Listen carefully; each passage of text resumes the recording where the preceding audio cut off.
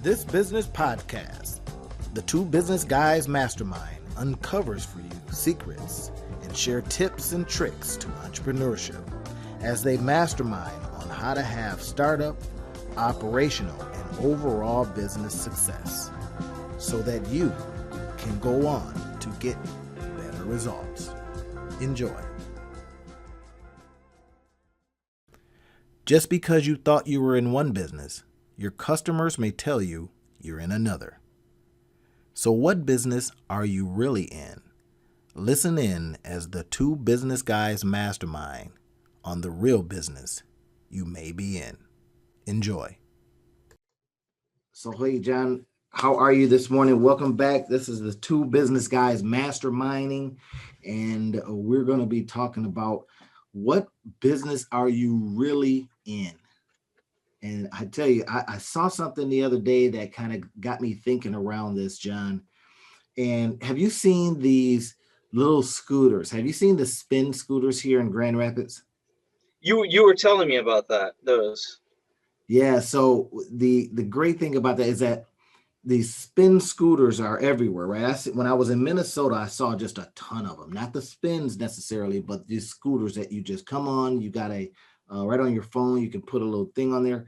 And I started thinking, I said, who is behind that? Mm-hmm. Who's running that business? And what is their play? What business are they in? Come to find out, they're owned by Ford. And I thought, that's interesting. So, initially you would think Ford? Absolutely, Ford. Right? And he thought, well, what is Ford doing with scooters? Don't they make cars and trucks? Yep. But if you boil down what is a car and truck designed to do for you? Move you from point A to B, right? Get you somewhere. Yep. Now, we also know that the cars and trucks, the combustion engine is, in my estimation, it is on its way out because there's simply, because of the carbon footprint, all these different things, right? And it is more than likely due to competitive pressures from one guy that started and says, hey, I'm building a electric car company and I'm going to build it to scale, because there's a whole bunch of folks that tried electric, right? That's not new. Remember the Chevy Volt, that unattractive car, right? That's been out for a long time. But now a guy comes out with something sexy and attractive and gets a whole bunch of hoopla behind it. And next thing you know, everybody else is doing it. Then it starts really, getting into the political play. It's like, carbon footprint. What are you doing about it? And then he just says, this is what we're doing. And then it's starting to be able to build it at scale. There was always a question of the oil versus electricity, and that you can make the gas from the oil cheaper than you could from the electricity, right? So now all of a sudden you have these car companies that are saying, wait a minute, maybe there's other things that we can do. After all, we're transportation companies. And that's the key thing right there, right?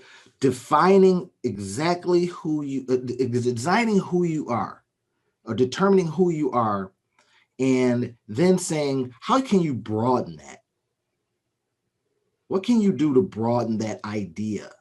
Right. And that takes some digging. Would you agree, John, that takes a little bit of digging to get to that? And I'm looking at some of the notes that we got here. We talk about the continuous activity. Is that what people should be doing in their business? Continually finding out what business they're in? Well, yeah, absolutely. But the other part of that is it buying or selling a product in part of a business transaction is not the same as you buying your forever home. That's you buy your forever home if that's the home that you stay in forever, of course, one time. It's a one-time deal and it's done. Business, you're always looking for that next transaction. You can't just say, I just sold whatever it is, a coaster, and now I'm going to retire.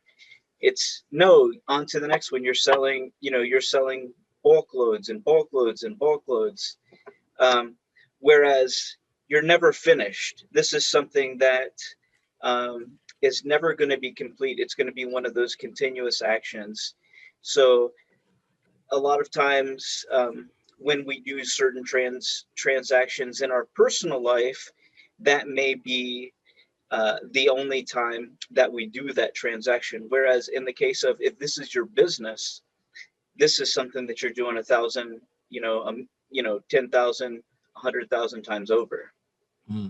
So is it to say then that companies will find out what business they're in? Will they be surprised? Will the customer kind of pull them in a direction? Is that something that occurs? Because I think our entrepreneurs out there, as they're starting their businesses, they have and I see this a lot when I'm doing some coaching. I see this when I'm doing some teaching on the entrepreneur side and for the startups, is that, I'll ask them, hey, you know what? Well, where do you want this to go? And we do this visioning exercise and we say, okay, let's look at 5 years from now. And we bring in the census. And, so I asked them, where do you see your business going, being? And this is, during that exercise, we oftentimes have some really good insights because people see the bigness of their idea. And then what that prompts is a question. Mm-hmm. How are you going to get there? What mechanism, what tools? And of course, as the pandemic of 2020 taught everybody that if you don't have, and we talked about this on one of our other podcasts, right? If you don't have some dexterity and some flexibility, you're in trouble. So what Absolutely. business are you in? The nature of your business is expandable. It's something that you should be constantly thinking about, right? And then always doing something that reaches beyond that. Right now, we call, typically in the business world, we call that adjacencies. What what are the adjacencies related to your business? Now, we don't want to get too technical here. We want this to be a fun podcast, right? we want you guys to be entertained here, but we want you also thinking about that business Mm-hmm. and saying, what are some of the adjacencies? This is literally kind of an exercise that I like to do is when I sit down and I go, okay, let's take a look at some specific things. What is a podcast? What business is it in? Right now, I see with what, especially John, with what we do, we are in an affiliate business, right? Because we have things that are on our podcast that we utilize as income generators in the affiliate space, whether it's our own products, other people's products. All right. So that podcast is in the affiliate business. All right, that's fine. It's in the entertainment business. Wait a minute. I thought we just got on and talked. We're supposed to talk in a way that people go, I want to follow those guys. So we got to entertain to a degree. We're in the education business. So now the podcast is already, just think about this now, 3 different areas. You got the education, we got the affiliate marketing, if you will, right? And then what other businesses, as you think about the one thing that your business does, this is the exercise that you can be doing. What else do we do? And I think that before we can start doing that, I think that there are a couple that you have to also write down your values, because you don't want your business or your customers to take your business in a place that you believe, that's against your core values. Sure. For example, if let's just say that you're against alcohol and you grow and you're a farmer, you have your grains and whatnot. Well, you don't want to sell to the breweries if that goes against your core values. That's good. Now, if it's just money you're after, then that's one thing. But if you're value based, then that would go against your values. So you have to first, I think you have to figure out, hey, who am I and what do I want this company to represent? What are the values of this company? And I think that without, Ford Motor Company, it could say, hey, we want to provide safe transportation. Mm-hmm. You know, and so that goes through all types of different facets of transportation, from those scooters True. you were talking about. Yeah. You know, they could get into the airline industry, or because they're talking about safe transportation.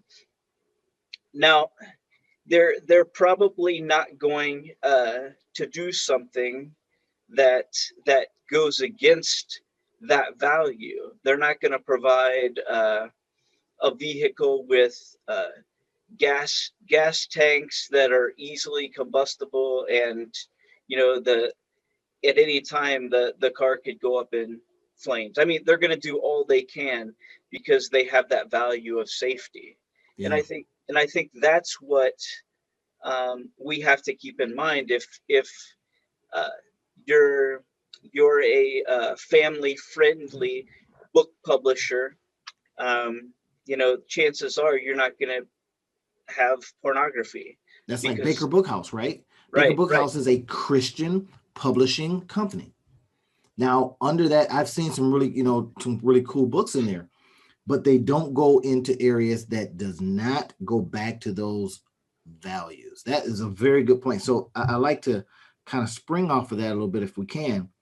So think about your values. Well, what are you building? And what do you want it to encompass? Now, you're always going to have the pull. The pull to just grab the cash is going to be there all the time, right? So what is one of those sites out right now? Let's say you're in the media business, and I have a client that I typically talk to, a guy that I mentor, at least. Let me put it like that, not a client. And some of the things I see coming out of his media company, and I just kind of go, is that the business you want to be in? Right? Because it's closely tied to you. Mm-hmm. And if you get blowback, then it's closely tied to you. Right. And that's about as much as I can say about that. And that is a value check moment. Right. And that's not to suggest that Disney, if you will, does not have other theaters or other companies that do other things, but they're constantly asking, will this affect the big brand? And I think one of the best examples, if you go back to the 90s, is if you remember, the Oprah Winfrey Show was a phenomenal, very popular talk show during the day, Mm-hmm. where there was also another talk show, the Jerry Springer Show, Mm-hmm. and Also very popular. very popular. But you never saw people running after each other, chasing them down, and beating them up on the Oprah Winfrey Show. Right. Whereas Right. that was part of the dynamic of the Jerry Springer Show. But Oprah's values weren't the same. Her show's values were not the same as Jerry Springer's. So that's not something that she would be willing to allow to happen on Yeah. her Yeah. show. And that would be a brand risk. This is kind of getting back to our notes, right? So you have the dynamic of being profit centered, right? So some people come on and says, hey, look, my business is here to make money. Okay. You immediately set yourself up for a potential situation. Make money via what? Well, does that mean that you're going to get on, like, go start an OnlyFans page and start, shaking your tail feather, right? Because you only want to make money. And a lot of people are making money in that area, but is associated with something else, right? So that becomes a risk to your brand.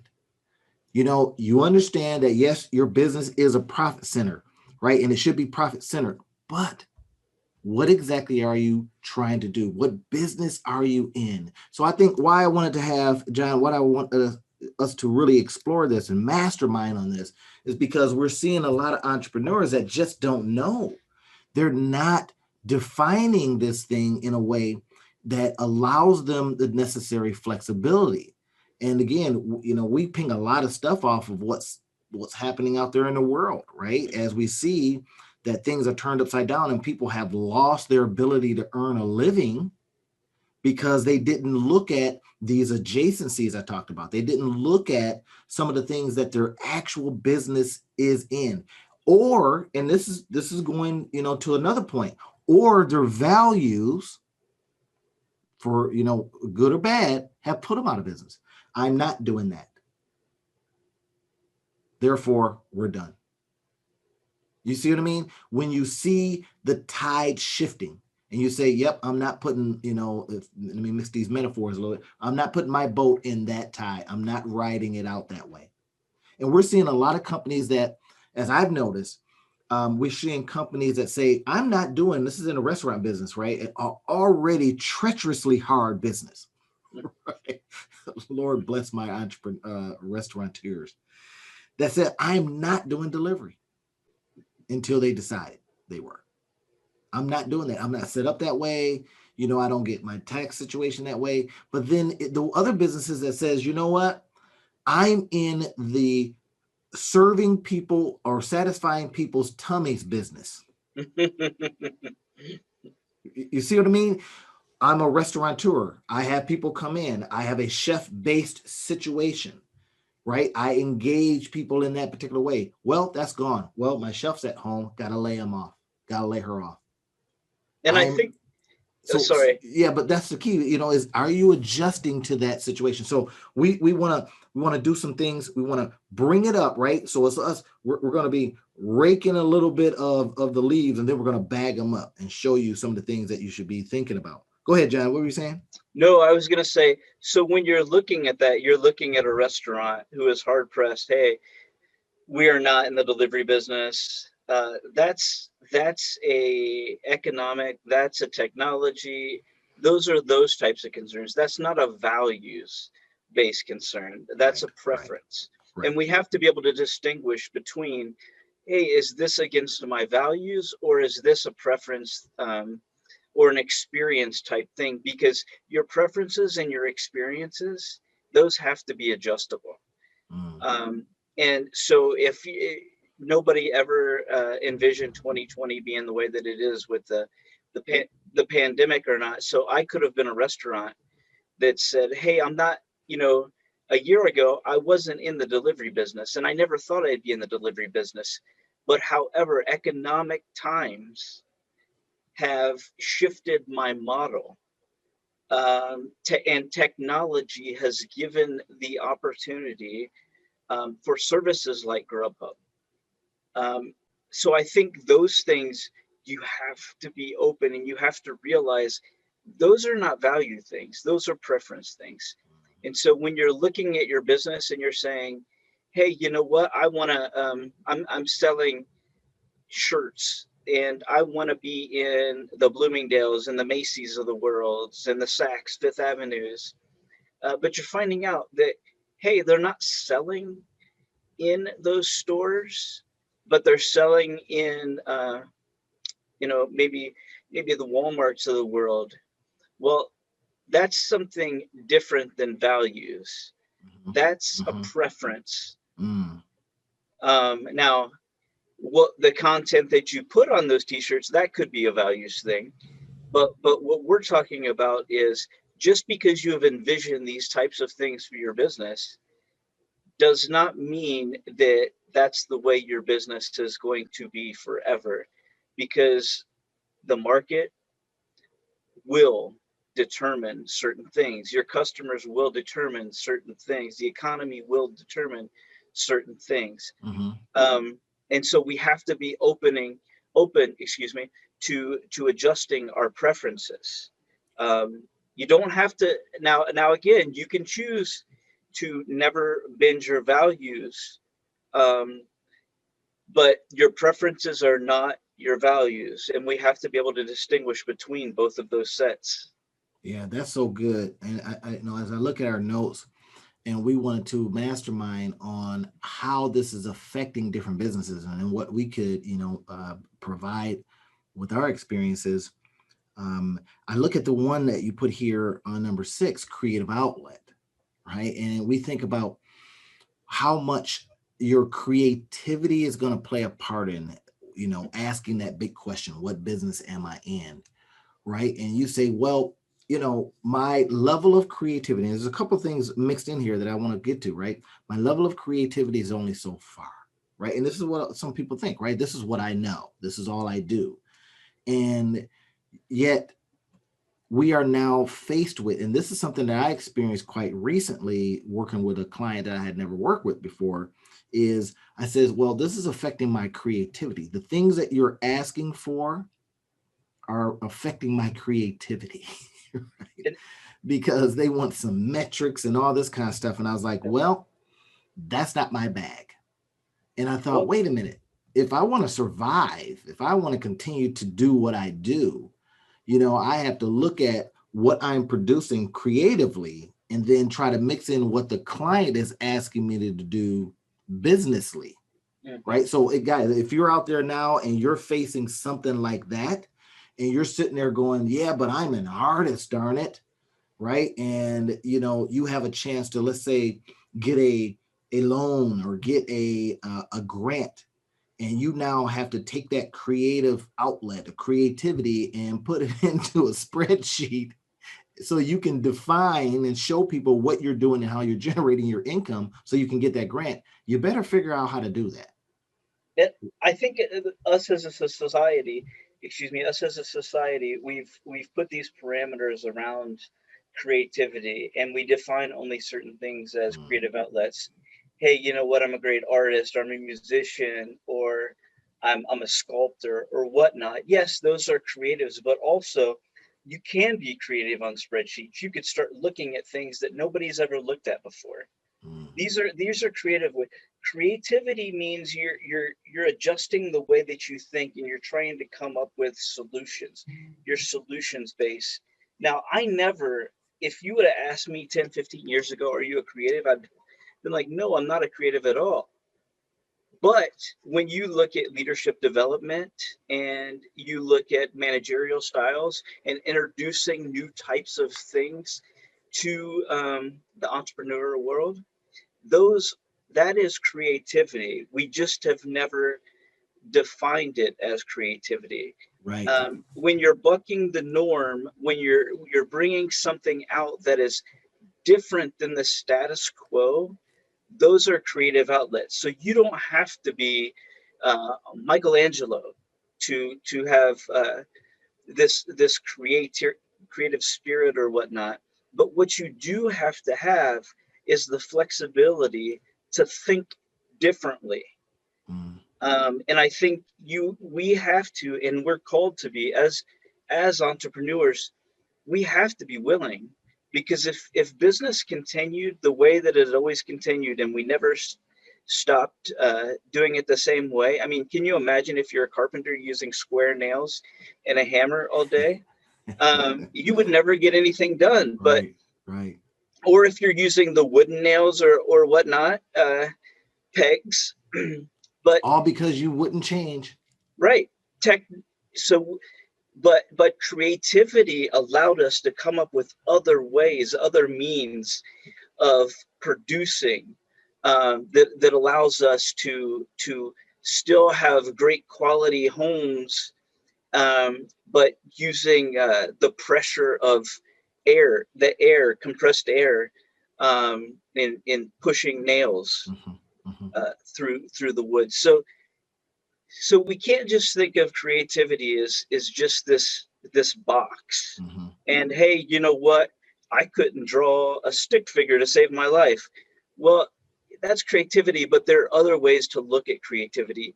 Are you a solutions based person? Are there things in your industry or trends that you're seeing, or innovations that haven't yet come in, but you could say, hey, I could see perfectly how these things, that maybe are in this other industry, would be quite compatible in our industry, and I Hmm. think it would make us more efficient, better, or so on and so forth. Those are creative factors. So we can't just say, and we can't just think of creativity as this narrow box. Right. And to your point, and on the other side of that, right? How can you get? It kind of brings back a time when I was and I was talking with somebody about this. A time when I was in grad school, right? And I tell you, doing papers in the APA format was just so terrible for a creative writer. And I considered myself a creative writer back at that time, but I got it done. I just used creativity to do it, right? I used their format, APA. Johnson and Johnson said, suggested, posited, right? But I told stories, and I would create like many businesses. And some of the things that I kind of recall, how I was serving some of the things that I was doing right then, because I think I was starting a business at that time.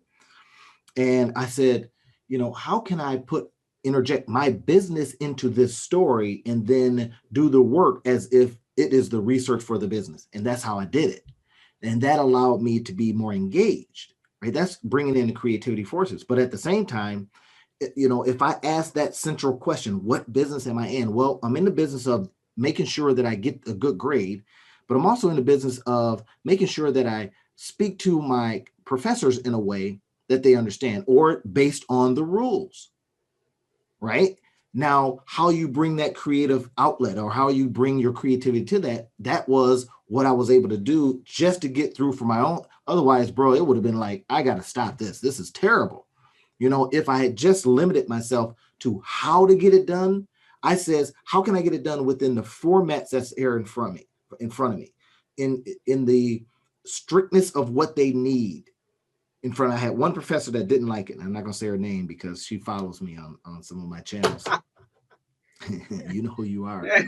And she didn't like it. She was like, no, I don't like that. And the other professor was like, oh my God, this is great. I've never seen anybody do this way.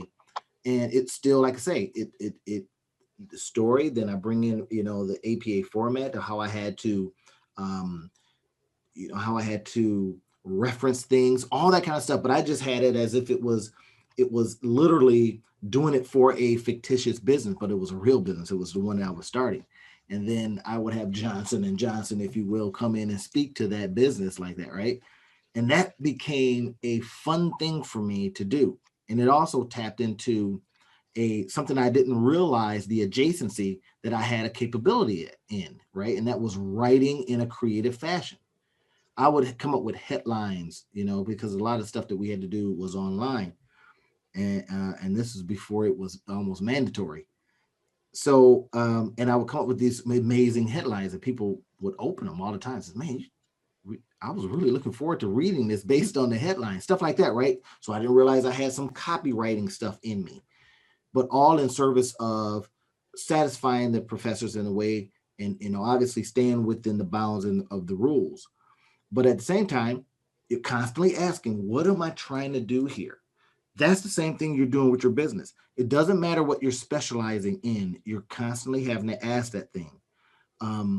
Something that I noticed in our notes here, we talked about skill. And one of the podcasts that we were going to do, or the one that I had originally suggested, we kind of had two, guys, if you're listening in, we had two that we wanted to explore. And then it is this building, and we might end up exploring this a little bit later. Are you building a skill, or are you building a business? Mm-hmm. Right. And John had to remind me, no, we were talking about what business are you in? Right. Mm-hmm. So we'll probably put that for next week. Are you building a skill or building a business? That one's going to be really super duper hot. But when you start thinking about the skill that you have, right, and then you say, well, I'm in the business of presenting this skill to the world. Okay, that's fine. But the world is changing. It has changed dramatically. So what business are you in again? Applying your skill to just this one area or a whole other area? There's, and this brings to mind, you remember the guy who had, what was his name? I can't think of it right now. He was the guy that was Apple's chief design officer. Oh, what was his name, John? Let me see if I can find it here. It was Ives, something Ives. Oh, yes. What is Ives? I'm gonna look it up real quick, but I just read that he is actually now over with the B&B folks, Airbnb folks. And that was incredible. So he had the Apple designer. Johnny, Jony Ive, Ive, right? Johnny Ive, he was the guy that, for the most part, he built the beauty in what Apple was doing, right? He was that person. And I thought to myself, I said, this guy is now with Airbnb. Now, Airbnb, as of this session or this date, they're preparing for an IPO. It's going to make the founders billionaires. And now I'm thinking, what is Johnny Ive going to do at Airbnb? Right? What is he going to design? You know what I mean? He was a product guy that made things beautiful. So, but you see what's happening. What business is he in? Right? He's in the architectural design business, and it doesn't matter if he spent 27 years at Apple. He has seen that, hey, listen, I can apply this skill to a variety of areas. That's what we're needing to be thinking about. Whether it's Ford transportation business, I can apply that to a variety of things. Value-based. What can I apply these things that, well, I make sure that they have this value, my value, stay within my value statements. I won't do it over here for the porn industry. I won't do it over here for OnlyFans. I won't do it over here for this, but I will apply it in a variety of areas. Right? And now that opens you up to possibility. So as you're thinking about this, as you hear what we're talking about, think about what business are you in? What are some of the potential areas that you can go in if you think about it more widely than what you do right now? Right? I think about the restaurant business. Let's get back to that. And there's a couple of risks I want to go on, man. The restaurant business, are you just into satisfying what you perceive as the problem of hunger? No. You're in the business of providing choice. Oh, right. Different food. That's why it's just a treacherously, I wouldn't go into that business if you paid me. Right. But if you think about things a little differently, and I think what the pandemic of 2020 has made restaurants think, how else can I sell? Packaged food? Oh, didn't think you were in that business. Right? Maybe you are into the affiliate marketing business. You kind of are, because if you have a bar, guess what you're doing? You're selling other people's products. And this happens in the traditional realm as well. I remember when my brother and I were in business together, and many years ago when we were starting out, the business that we bought into just did telecommunications work. We're putting telecommunications underground. Mm-hmm. Well, so you put the telecommunications underground as well with the pipe, or you had somebody build the pipe? So they go in a duct, like a polyurethane type pipe. Mm-hmm. It's man, I'm losing my my thought. But anyway, it goes into a pipe, mm-hmm. a plastic pipe underground. And so you would put the pipe in, and what they would do is they would thread it through that pipe. Mm-hmm. Well, my thought was, hey, this is the lowest paying stuff that you put in the ground. I mean, we're getting pennies from these telecommunications companies doing this. What if we were to look at doing electric? Or what if we were looking at doing natural gas? And we started doing that, and we had a territory that, I mean, we were sending our employees all the way down to Georgia. We had a base in Indiana as well. But we didn't just do telecommunications anymore. We were just putting stuff underground, pipes underground. Mm-hmm. Mm-hmm. And so the Duke Energies of the world could put their electric through, or we were putting our pipe in the ground so Consumers Energy could run their natural gas through it. Mm-hmm.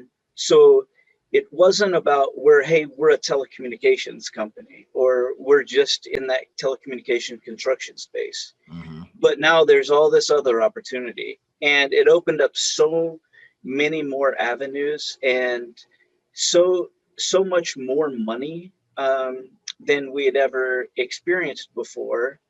Uh, yes, it came along with regulations and testing and different things like that, and safety protocols and hiring individuals to do certain things. But you adapt with that. You're willing to be creative and allow your business to evolve into something better, and putting I like these that. things in place. Um, where this is benefiting everybody. We were able to pay people more. We were able to provide better benefits because we were making better money, being flexible. And the other thing too is um, the economy. So let's say telecommunications it dries up, or there's a couple of years where it's really slow. Hmm. We're not just doing that now. We have other eggs in our basket. You Wow, know, that's good. we can do electric, we can do natural gas, we can do water, sewer. Um, so that's how I want business owners to think. Is it's not just, hey, I'm this niche, this specific, and that's all I can do. But kind of like what's happening with the pandemic, where you have businesses doing things that they never thought they would be doing out of necessity and need, and they're making really good money, but they were flexible. If Yeah. they weren't flexible and didn't have certain skills, they would not be able to do those things. Yeah, it's a little bit talk, as I look at again our notes here, and it talks a little bit about just what you described there is going through the 7 stages of development, right? By was it Richard Barrett here? Surviving, relating, differentiating, transformation, Mhm. transforming, internal cohesion. These are some of the things that you have to think about within your business, and know that you got to get out there. It's about surviving right now in this new industry, in this new time, in these new needs. How are you relating to that new marketplace? You had a certain style of what you do. I think of a consultant that I know who has a certain way that he did his business. Now, his strength was that he could be in a room with somebody and he could see just the little nuances, the way they were, the body language stuff. He was really good at reading people, right? And that right there, that skill set served him when it was face to face stuff. It really did, because he could tell that little cough. He could tell the way their foot was the position, whether it was headed out the door, whether they had mentally checked out, and then how he could bring them back, things like that. Well, when the pandemic disallowed us to have those type of conversations, now he had to adjust. Didn't do it very well at first. Didn't do it very well at first because that approach was so nuanced. It involves such nuance, right? So now he had to figure out how to do it through Zoom. And that's very difficult because you don't know what I'm doing with my feet.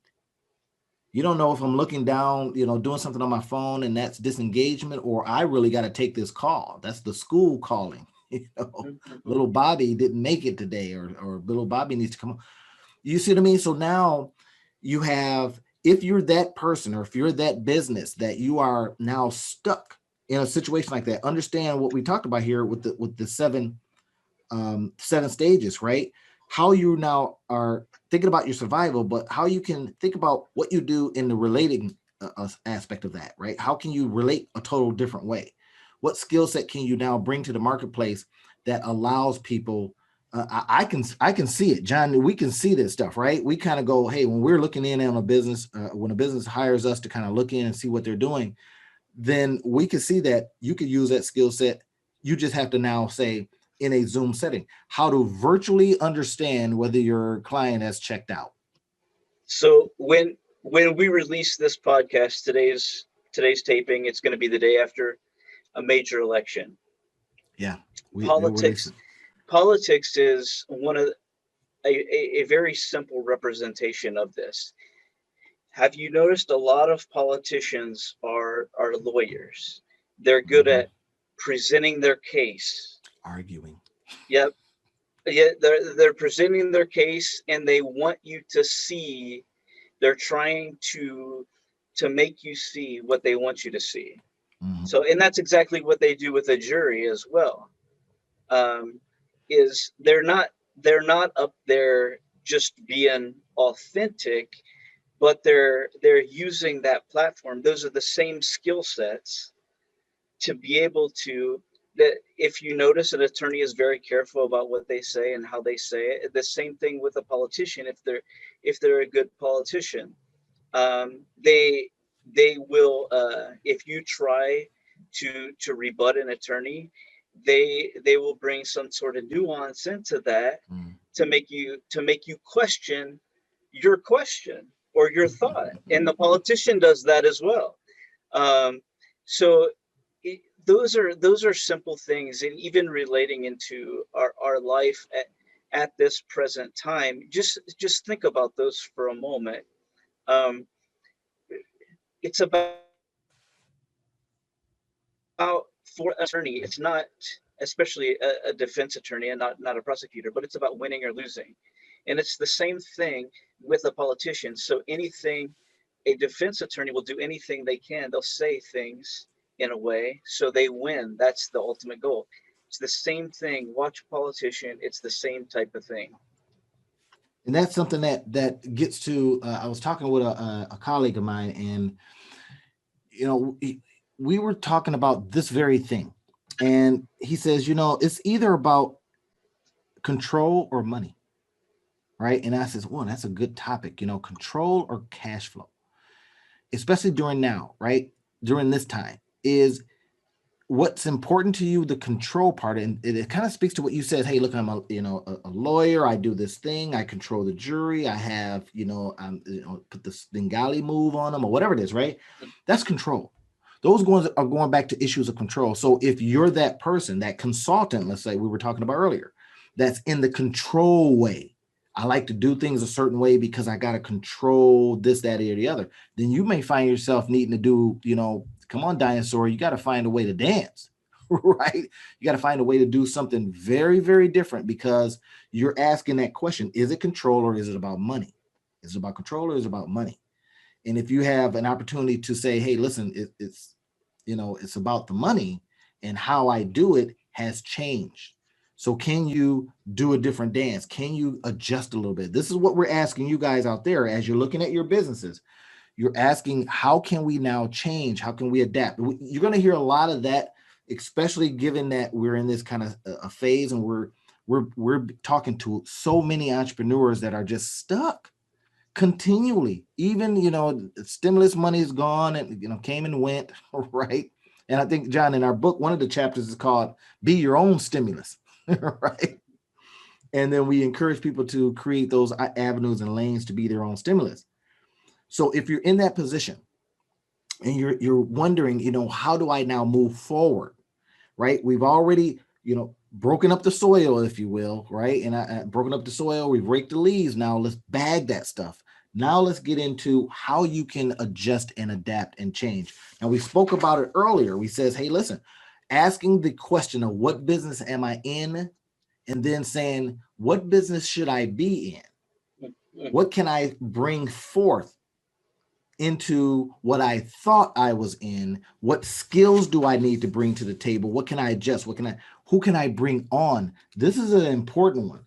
Who can I bring on that does something very different than what I did, right? That helps you continue with your business, that helps you survive, that helps you. If you're not a dinosaur that dances, you get some that can.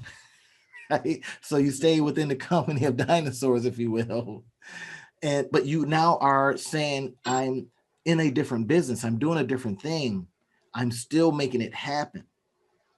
Right? Because we want you guys, business is so important, John. I tell you, I like to ping everything off of a business strategy. How can we adjust this no matter what it is? Because it provides us with the lessons that I believe, right, that we need to continue to do what we do.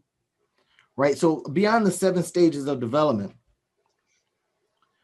you mentioned here that change is really the only thing guaranteed. And you've heard us riff on that, right? But let's dig into that a little bit.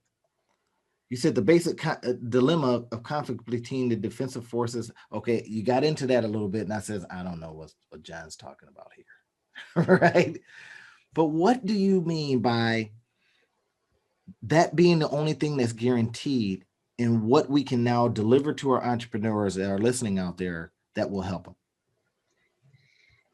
I think what that means to me is that you have to be willing to get out of your comfort zone. You have to be willing to have contingencies. You have to be willing to think about what are some of the other things that I could be doing if worst case scenario, if environmental changes came about, if changes in the law, if trade wars started and I couldn't get the product or the materials that I needed from other countries. What is it that I could use that skill set, my actual developed skills for, um, to keep earning me some sort of revenue? And we know this is going to happen, and you see it through everything in life. There's an evolution.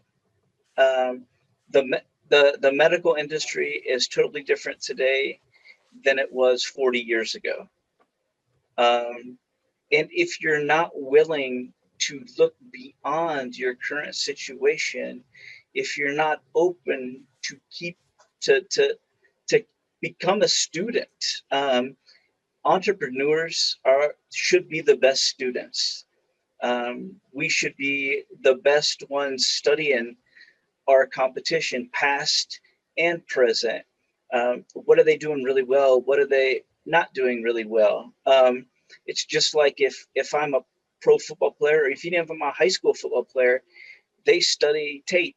Well, we call them tapes. I don't know what they call them nowadays, but They study they film. Yeah, film, same film, thing. film. Yeah, they were watching their competition. If you're a boxer, you're studying film. You know your competition. You know what their abilities are, Mhm. their skill sets.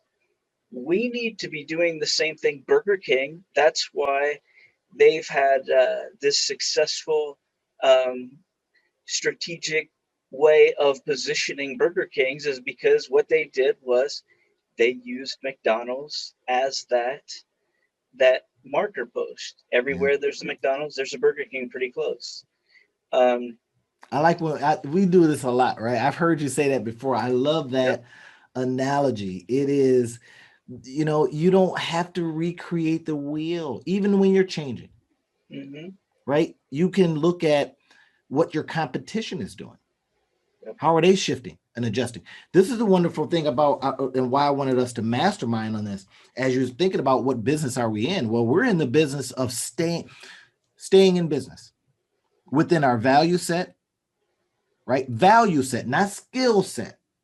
And remember that, not skill set, because as times change, so do that skill. So will that skill, right? Again, like you said earlier, with the carpenter that says, hey, I am a carpenter that uses wood nails. No, you're a carpenter, darn it. Hmm. And a carpenter uses whatever. Did I say wood skills? I meant wood nails. You're a carpenter. And as a carpenter, you're using the necessary tools that gets the job done better. Understanding what business you're in will help you say, I'm adjustable to whatever's happening. As entrepreneurs, and this is why the entrepreneurs, I think, are on the absolute rise, is because we have decided not to just be a specialist. I'm a surgeon. No, darn it, you're a doctor that happens to do surgery. Now, don't get me wrong. If you're working on my head, I don't want you, I don't want you out there doing any kind of carpentry. I don't want you to learn any other skill, right? You're working on my heart. Don't know anything else. But for the most part, I think I want you to be a doctor that explores multiple things. Absolutely. If you're on an airplane and someone needs a medical assistance, and you say, well, do they need surgery? If I'm a surgeon, do they need surgery? No, I can't help them then. No, heck, I'm a doctor. I can help Right. them. They're going to do everything that they can. Yes, their day job, they're a surgeon, but they're also a doctor, so they're going to provide that assistance. You're in the They're not helping going people business. right. They're Absolutely. they're they're gonna they're gonna let they're not going to let that be a barrier for them. And we have to do the same thing in our world. Is what's more important? Do we just dig our feet in the ground? Well, I'm a surgeon, I can do surgery on that person. Well, the person doesn't need surgery. They need something else. Mhm. They're having an allergic reaction or something. um, so we can't just bury our foot in the ground and say, hey, we're not moving at all, but what is it that I can use, my values and my skills that I have obtained, and maybe learn some new skills and evolve a little bit to become the best version that I could be. Yeah, this is something that when I was looking over the notes, John, and I saw, if you're in a distribution business, let's say, so now we're good some being specific here, guys, is what kind of distribution did you do before? Well, it was only my business and to another business. Okay, well, the consumers are out there saying I could use that same thing, but I'm not going out there to get it. I only do it a certain way online. Okay, then how do you get it to the consumer? And now we're seeing such opportunity to go right to the consumer. And this is in a lot of different industries. I'll give you one that I'm seeing some changes in, and I have some clients in this space, and I am talking with them hard about moving the ship. So we're watching movie theaters that are just like cutting out, not movie theaters, but we're watching uh, uh, like the bigs out there, right? That are going past the theaters, and they're saying, well, we're going to figure out how to deliver it right to the customer. Now, as the customer, I'll tell you how I feel about that. Don't try to charge me the same kind of price that you would at the theater. That's what I Hmm. get a little salty about right now, because I don't want that model to affect me negatively because you decided to send it to me at home. There's some reason why I go to the theater. I want that big screen, huge screen, one that I wouldn't have in my house. I want that effect, right? I want to get out. I want to have a date night. I want all these things. So when you're delivering it to me, and I'm seeing a lot of this, if you notice, it was like um, theater in your home, whatever they're calling it, right? And it's like, wait a minute, my TV is maybe 50 something inches. You're gonna still charge me the same price you would charge me to go to the movies? I don't think so. Right? I didn't like that at all. You need to half that, put that in half. What I'm seeing here is these movie places, movie houses, they're really saying what business, they're asking that question, what business are we in? We're in the entertainment business. We're not in the business of sending it to theaters so that they can make their money. That was just distribution, right? So this is getting back to what you were talking about in point number 13 is distribution, B2B, B2C. And they're saying, let's get B2B and go right to the consumers. And that could change a lot of things. That can change the way producers are getting paid. That could change a whole bunch of things, right? Especially if you're getting points on how many seats get in the theaters, and the theaters are really, really good at the distribution side of it, right? So now you've got to adjust that. But if you're a producer, if you're a writer, your job is to continually create content. You should be loving this. You should be in your room right now producing more stuff. You should, simply because you're in the business of, no matter who takes it and how they eventually distribute it, your job is to make sure they have something to distribute. Now you have to have some writing dexterity, of course, right? You've got to be able to shift and change and do some things that now is speaking to the smaller screen and the attention span of the folks. Because come on, now when they're in the theater, they're captive audience.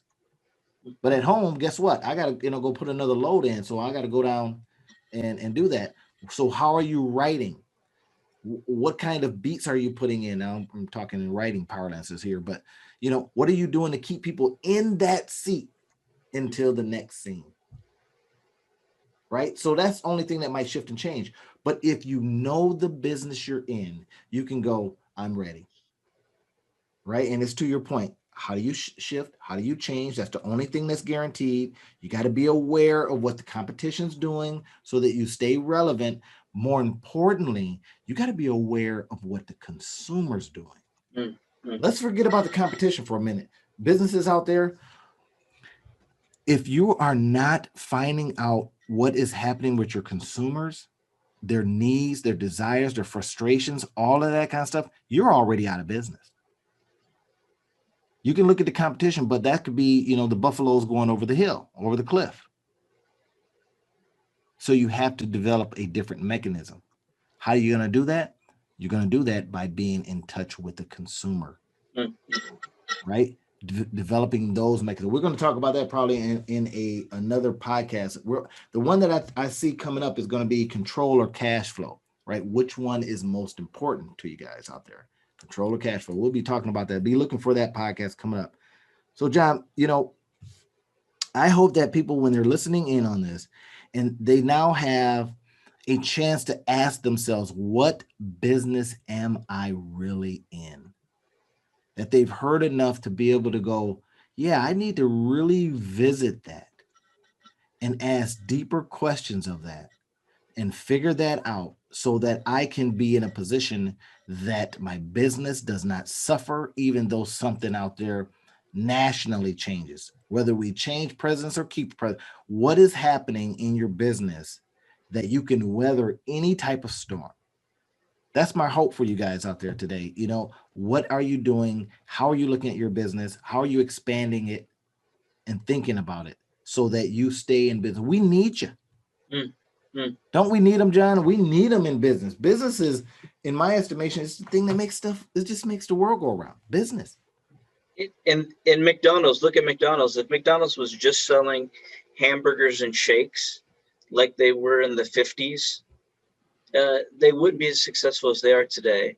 But they listened to consumers in the time and space. They experimented. They did some R&D, and they continuously are looking at new types of things to add to their menu. I remember when I was in high school, in the town that I had, McDonald's was doing pizza. And it didn't last that long. It wasn't that good, but it was part of their R&D where they knew that, hey, this is a huge market. Let's see if we can capture this, because we're in the business of fast food. We're not in the business of burgers and shakes. That's right. We're in the business of making sure that you have your food quickly. Right now, that didn't work because, I don't know, quick pizza, in the way that they probably get it in and freeze it and all that kind of stuff probably didn't work with their business model. But again, they're exploring. When you said your R&D, the research and development part, what are you doing? Even if you don't have a big research and development budget, that's not the point. The point is, are you continuously checking things out, finding out what's happening out there, what people are wanting, what has changed? And we've seen a lot of change with the pandemic of 2020, right? We saw that people were like, look, I'm not going out there, right? They needed masks. I literally, just the other day, I bought a new kind of mask. I'm just exploring, right? Because what I found was I was seeing all these folks and I didn't know who they were. Mm-hmm. I'm like, who is, the eyes look familiar, but then now you're staring at people. I don't quite know who that is. Some guy told me, I says, man, how did you know who I was? He says, I know your walk. We've known each other since grade school. So, I guess I got a walk that is distinguishable. That says that's Randy Otterbridge, right? But oftentimes I saw somebody the other day, and I'm looking at her, and I'm like, man, this is not cool. We can't stare at people. You know what I mean? And then she said to me, hey, Randy. I'm thinking, my face is covered up. So I went and got a mask that is clear. I'm trying it out. Not the one, and I actually, for when I'm teaching, if I'm teaching in person, I actually have a shield that's like with the glasses, right? And it's a kind of a shield that comes all the way down. And then, but this new one is glasses, all glass, but it covers the nose and you can see the face. You Mm, can see whether a person has a beard. And I thought, let me try that. That's kind of an R&D kind of a thing, right? It costs a couple of bucks, not too much, like, I don't know, $8 or $9. But I says, wait a minute. It wasn't too far out from, and it does all the stuff, right? It covers up. I'm really curious whether or not it fogs up. That's what I'm really curious about, right? Because then that would just cause another problem, right? You got foggy mouth, right? But that goes to constantly exploring, constantly trying things. That's just on a personal level, but something that would make it better for recognition, right? For when you're talking to people, I didn't realize how much people looked at your mouth to really mm, understand what you're saying. mm-hmm. So that's why when I'm teaching and I'm teaching in person, I use the shield as opposed to the face mask. They can hear me, but with the face mask, they can see my mouth moving, right? And I didn't realize how much intentionality when you get excited about something, how watching your face move gets other people in a particular emotional state. All these little nuances, right? That now we have to adjust and change because it allows us to interact with our customers a little bit better. Now that's like I say on the personal side, but now think about that businessly, y'all. Businessly, you're now doing some of those same things. You're saying, what can I adjust and adapt in my business that will help my consumer? With an eye on competition is one thing, because competition's out there, they don't know what to do. You might have to literally be the leader. You have been the follower, but because you're nimble and quick, you now are becoming the potential leader and saying, maybe we ought to do this because I'm listening to the consumer. I'm hearing what they want, what's changing their life. I'm not following you guys anymore. That's what my message is to you guys today, is to understand, crack open what you think your business is and what business you're in, and then look around hard. John and I, of course, will help you with the service that we provide, helping companies, look into where they need to go next. But if you say I can brute strength this thing myself, that's fine, right? Always be on the lookout for what's changing and how you can adapt, or if you need to bring in some pieces and some parts to do that. So hey John, I hope they got some value today. I do too. I I absolutely hope so. I hope that you could take some of the pieces. I know it was a lot of information, and it was a lot of different information. But the more that you understand and you think about, hey, what are my values, Mhm. and how can I apply those values to the skills that I have, and then look towards the future and how can I continuously educate and develop myself through changing times as well. Right. That's right. So hey guys, two business guys masterminded, and we hope that we've shared some really good stuff that you can take from. Again, a lot of information. That's why we call it a mastermind. Sometimes John and I are spitballing because we saw something out there in industry. We saw something when we were working with our clients that we just wanted to come on and mastermind about. And now you get a chance to listen in, right? Hmm. And start watching the jewels just fall to the ground, and take what you need. Literally take what you need and apply it to your business. We wish you well, and we will talk to you on the next cast.